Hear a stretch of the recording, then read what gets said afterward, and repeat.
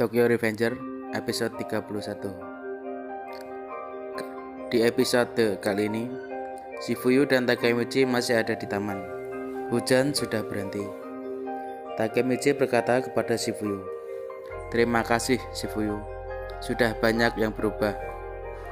Maiki sangat kuat, dia dapat membunuh siapapun.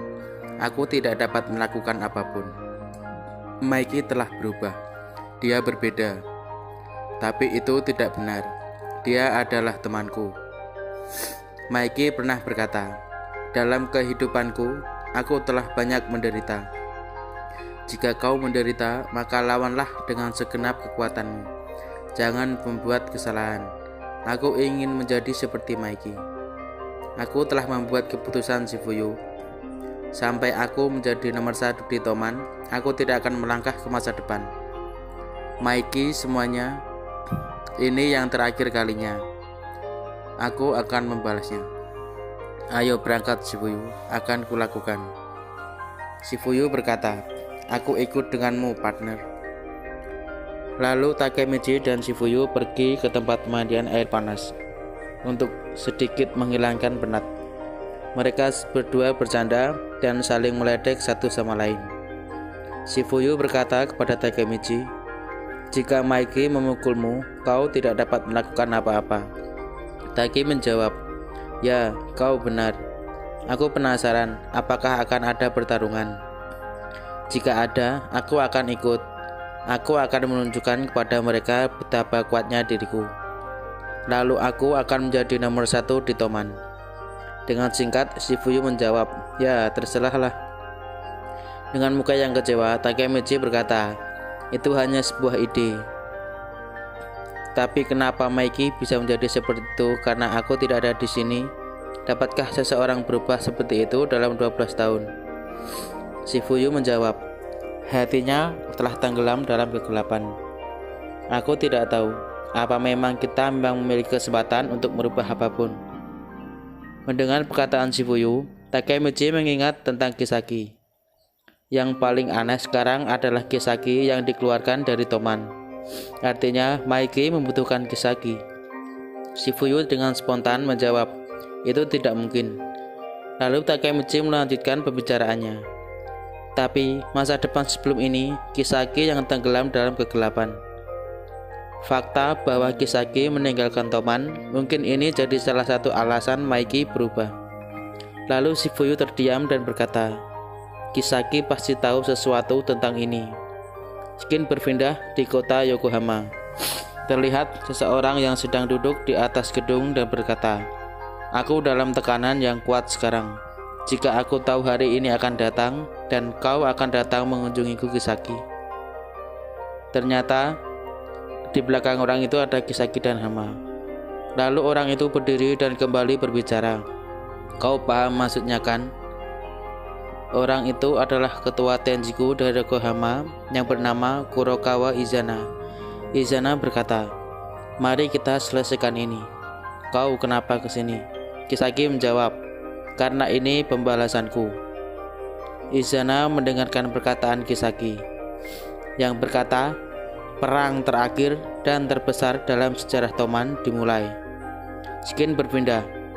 Terlihat Mitsuya dan Draken yang sedang bermotoran. Mitsuya berkata kepada Draken, "Sepertinya konflik yang mengerikan akan terjadi saat tahun baru." Draken menjawab, "Jika memang terjadi, lalu kita hanya perlu bergabung sebagai naga kembar Toman." Mitsuya dan Draken terus mengobrol sambil berjalan mengendarai motor mereka, bercerita tentang pertemuan pertama mereka saat Mitsuya kabur dari rumah, dan Draken masih mengingatnya. Naga dan Garubidon. Garubidon adalah makanan daging populer di Jepang yang biasa disuguhkan dengan nasi. Kemudian mereka memutuskan untuk mampir ke suatu tempat. Mereka pun sampai di tempat itu. Mitsuya terkejut karena gambar yang dia buat masih ada. Kemudian Mitsuya teringat masa lalunya. Terlihat Mitsuya kecil sedang menggambar dengan sebuah pilok dan berkata, "Luna, mana? Aku meninggalkan mereka. Aku harap mereka baik-baik saja." Lalu seorang anak berkata kepada Mitsuya kecil, "Hei, itu keren sekali." Ternyata itu adalah dragon kecil. Dragon kecil menanyakan apa yang sedang digambar oleh Mitsuya kecil. "Apa itu seekor naga?" Mitsuya kaget melihat dragon kecil ada di belakangnya. Lalu dragon kecil menawarkan Karubidon kepada Mitsuya. Tiba-tiba perut Mitsuya berbunyi. Sambil tertawa, dragon menyuruh Mitsuya untuk duduk. Lalu mereka pun berkenalan. Dragon bertanya, "Apa yang bocah sepertimu lakukan di sini malam-malam? Kau tidak punya orang tua." Dengan ketus, Mitsuya menjawab, "Bukankah kau sama saja? Kau banyak omong." Mitsuya meminta maaf kepada dragon karena sudah memakan semua Karubidon miliknya, sebab Mitsuya belum makan sejak pagi. Lalu dragon tersenyum sambil berkata, "Logo ini akan jadi milikku. Aku akan mengambil ini sebagai bayaran untuk Karubidonku." Dragon mengajak Mitsuya pergi ke rumahnya. Lalu mereka berdua berjalan menuju rumah dragon. Mitsuya terkejut dan berkata, "Kau tinggal di sini. Bukannya ini tempat untuk orang-orang dewasa." Saat mereka masuk ke dalam rumah, banyak wanita yang keluar dari tiap kamar, mengajak mereka bermain. Mitsuya bingung, apa sebenarnya tempat ini? Mitsuya memenangkan permainan kartu. Mereka semua terlihat sangat senang bermain kartu. Mereka semua asik mengobrol. Dragon menceritakan bagaimana cara dia mendapatkan uang. Dengan memijat wanita-wanita itu, dragon mendapatkan imbalan 1000 yen. Tiba-tiba, Mitsuya menghela nafas. Dragon bertanya kepada Mitsuya, "Ada apa?" Terlihat jam sudah menunjukkan pukul 10 malam.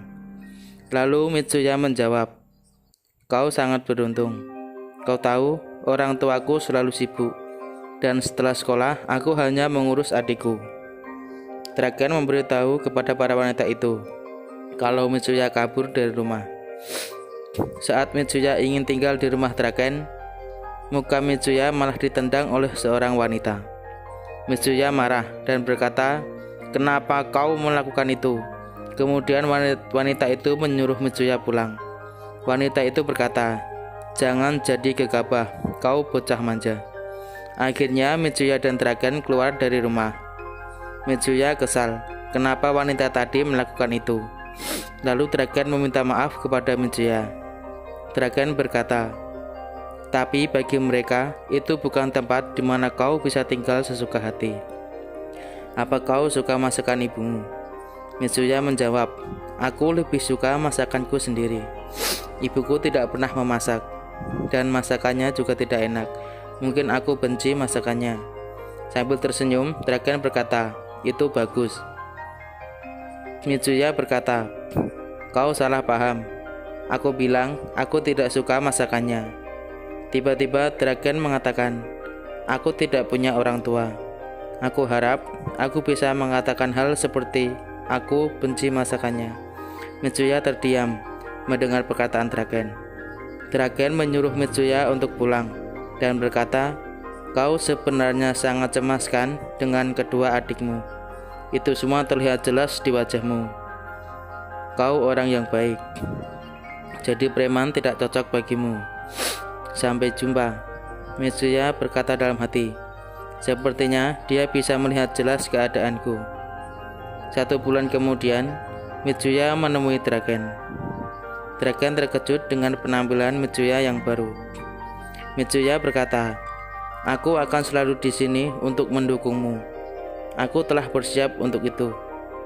Aku akan jadi Furyo dan menjaga keluargaku." Tiba-tiba mereka berdua terkejut dan berteriak. Mereka berdua memiliki gambar tato yang sama di kepalanya. Skin kembali di saat dragon dan Mitsuya yang sudah dewasa. Sambil berjalan di belakang dragon, Mitsuya berkata dalam hati, "Naga kembar." Sejak hari itu, aku tidak pernah berhenti mengikutinya. Skin memperlihatkan masa kecil Emma. Terlihat Emma sedang berada di depan sebuah rumah bersama ibunya. Ibunya berkata, Ibu harus pergi sekarang. Kau akan tinggal di rumahnya kakek. Emma berkata dalam hati, terakhir aku melihat ibu, bibirnya lebih merah dari biasanya, dan dia tercium seperti bunga. Emma bertanya kepada ibunya, kapan ibu akan kembali? Sambil berjalan, ibunya menjawab, saat aku selesai dengan yang aku kerjakan. Emma berkata dalam hati, pada saat itu, aku mengerti apa yang sedang ibuku lakukan. Kakek berteriak, semuanya masuk sekarang. Shinichiro, Maiki, dan Emma pun masuk ke dalam rumah. Kakek berkata, mulai hari ini kalian bersaudara. Shinichiro terkejut dengan perkataan kakek. Maiki berkata, dia bule kan? Emma adalah nama bule. Lalu kakek memukul kepala Maiki dan berkata, kalian bertiga sebaiknya tetap akur. Shinichiro meledek Maiki. Kau tidak mengerti apapun tentang wanita. Shinichiro mencoba untuk mengakrab dengan Emma. Dia berkata, Emma, biarkan kakakmu ini menjagamu.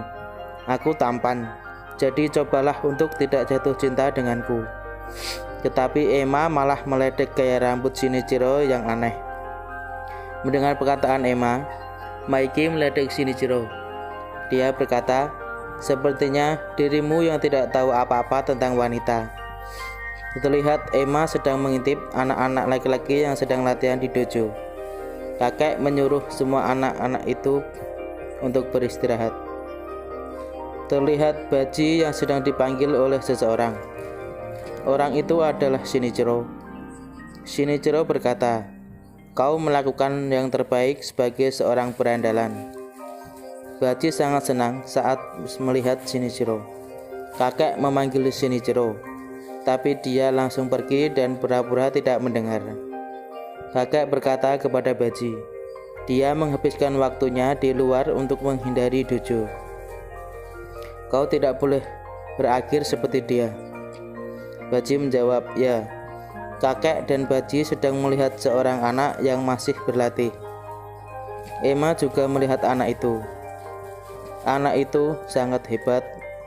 Ternyata anak itu adalah Maiki. Emma berkata, Maiki keren. Baji bertanya kepada kakek, kenapa dia masih berlatih jika dia sudah sangat kuat? Lalu kakek menjawab, dia seorang jenius. Lagi pula dia cucuku. Baji mengajak Maiki untuk berlatih bersama, tetapi Maiki menolaknya karena Maiki tidak mau berkeringat. Dengan kesal, Baji bertanya, jadi kenapa kau datang ke dojo? Sambil tersenyum, Maiki menjawab, hanya untuk pamer dan jadi pusat perhatian.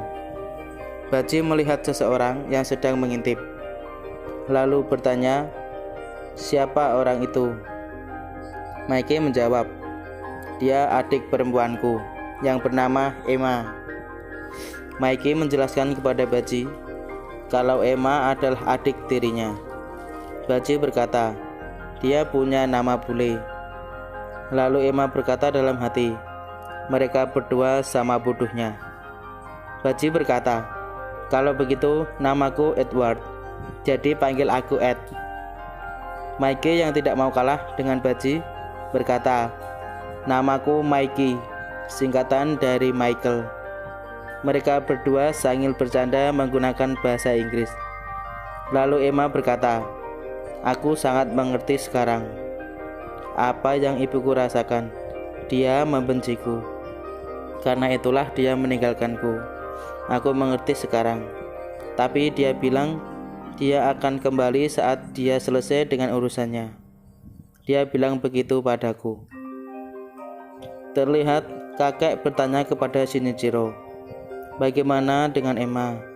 Apa dia sudah terbiasa di sini? Shinichiro menjawab, dia hanya berpura-pura baik-baik saja. Aku telah melakukan yang terbaik untuk membuatnya tersenyum.